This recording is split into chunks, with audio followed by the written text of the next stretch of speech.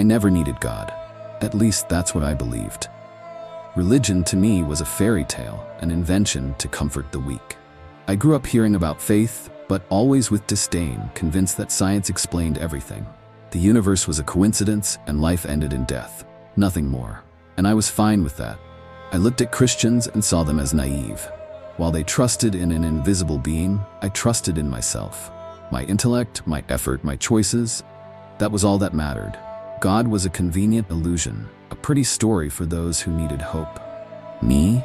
I didn't need any of that. But everything changed the day my life slipped out of my control. My name is Daniel Carter, and I am from Chicago, Illinois, and I worked for years as an engineer. I have always been a rational man, accustomed to dealing with science and hard facts. Faith has never been a part of my life. I saw religion as an emotional crutch for those who needed comfort. But no amount of academic training, no scientific data, and no amount of logic could prepare me for what happened the day I hung between life and death. It was supposed to be just another ordinary day.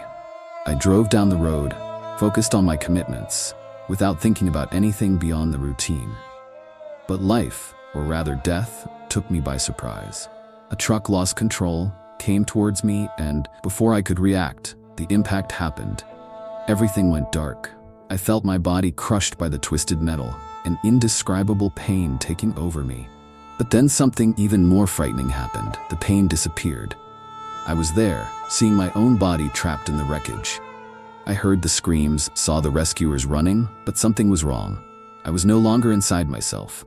At first, I thought it was a delirium, but as I moved away from my body, I was sucked into a deep void. It wasn't just darkness, it was absence. It was a suffocating and terrible nothingness.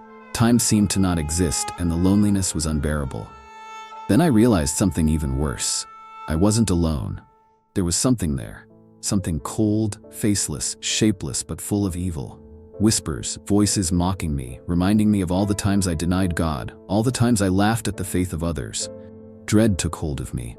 I had always considered myself strong, but there I was just a defenseless man facing something I didn't understand. And it was at that moment that I did the one thing I never thought I would do. I cried out to God. The moment I thought, God, help me, a light broke through the darkness. Small at first, but growing rapidly. It was no ordinary light. It was alive, it was warmth, it was peace. The presence I felt didn't need to introduce itself. I knew who it was. It was Jesus. I didn't need proof. I didn't need explanations. He was there, and he had always been there.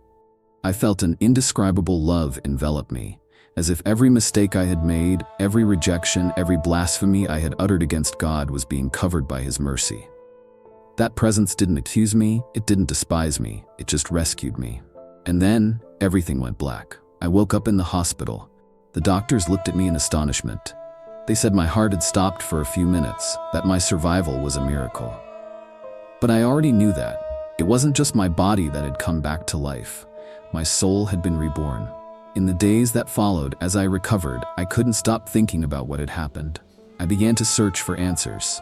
I picked up a Bible, a book I had previously despised, and began to read.